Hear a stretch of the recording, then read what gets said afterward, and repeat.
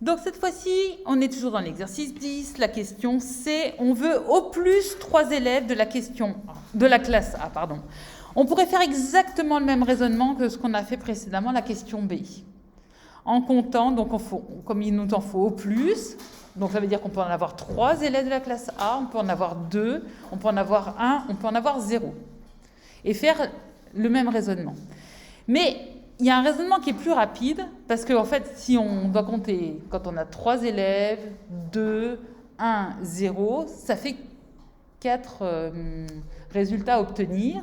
Et comme c'est des groupes de 5 élèves, eh bien finalement, ça va être plus simple de calculer les groupes où on a 4 élèves de la classe A, les groupes où on a 5 élèves de la classe A, ok,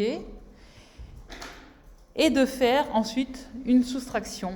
Parce que on prend 5 élèves parmi les 27 élèves qu'on a en regroupant les deux classes, et ça nous fait moins de calculs.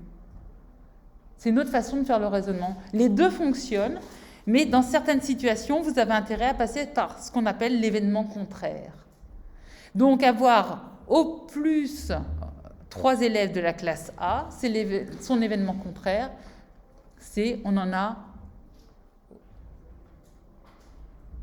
Enfin, peu importe. Oui. Ce que j'ai fait, c'est que j'ai calculé avec 2 et avec 1.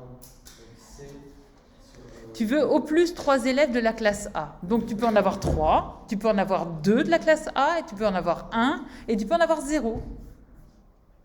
Donc si tu fais le même raisonnement que ce qu'on a fait ici... Mais la classe A, c'est 15.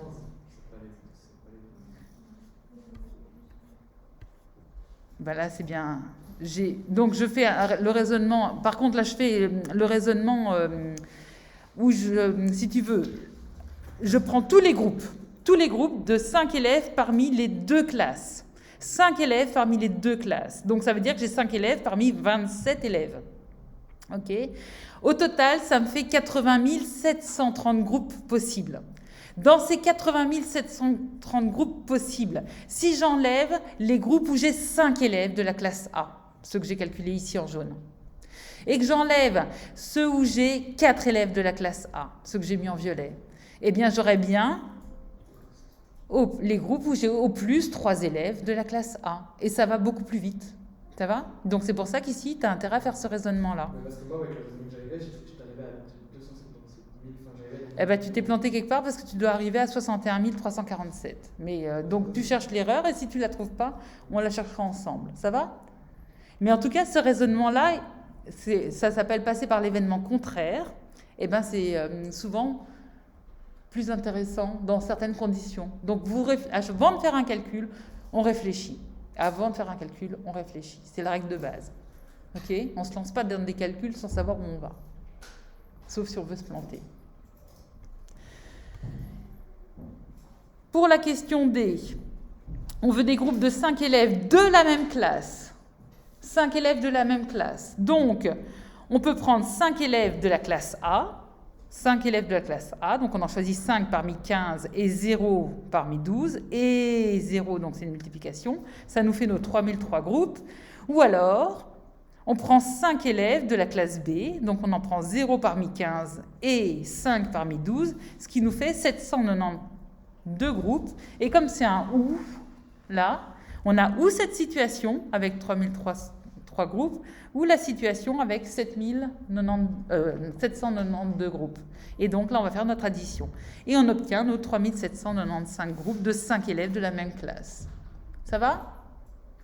Des questions pour celui-là? Non?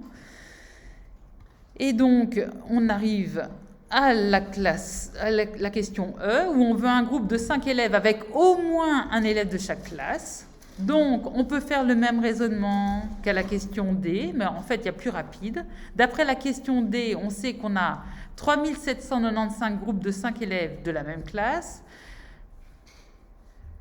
On a toujours nos 80 730 groupes avec 5 élèves des deux classes. Et comme on veut au moins un élève de chaque classe, eh ben, soustrait les 3795 groupes de 5 élèves de la même classe. Ce qui nous fait nos j'ai arrivé avant que ça sonne, on se détend, 76 935 groupes avec au moins un élève de chaque classe. Ça va ? Et là, je pense qu'on est arrivé à la fin. Et donc, ici, cette stratégie-là, c'est passer par ce qu'on appelle l'événement contraire. Avoir au moins un élève de chaque classe. L'événement contraire, c'est je n'ai que des élèves de chaque classe. Ça va ? Non, il n'y était pas encore, parce que je voulais justement que vous réfléchissiez. Est-ce qu'il y a d'autres questions ? Oui ? L'événement contraire. Donc ici, on voulait avoir des groupes de 5 élèves où il y a au moins un élève de chaque classe. Il y a au moins un élève de chaque classe. Donc, ça veut dire que comme il y a au moins un élève de chaque classe, il faut qu'il y ait au moins un élève de la classe A et au moins un élève de la classe B. Et bien, le contraire de ça, c'est qu'il n'y a aucun élève de la classe A ou aucun élève de la classe B. C'est ça l'événement contraire. OK ? Et c'est des notions qui sont très utiles parce que souvent, ça permet de faire moins de calculs. Parce qu'ici, au moins un élève de chaque classe, ça voudrait dire qu'on aurait dû faire un calcul où il y avait par exemple un élève de la classe A, exactement. Et donc 4 élèves de la classe B. Plus les groupes où il y a 2 élèves de la classe A et 3 élèves de la classe B. Plus les groupes où il y a 3 élèves de la classe A et 2 élèves de la classe B. Et ça fait vraiment beaucoup plus de calculs qu'en passant par l'événement contraire, où on compte, on a combien de groupes avec 5 élèves, quelle que soit la classe, donc pris parmi les 27, où on enlève les groupes où il n'y a que des élèves de la même classe. Oui ? Et du coup, c'était au moins 2 élèves par classe, n'aurait fait aucun élève et un élève. Voilà, exactement, bravo.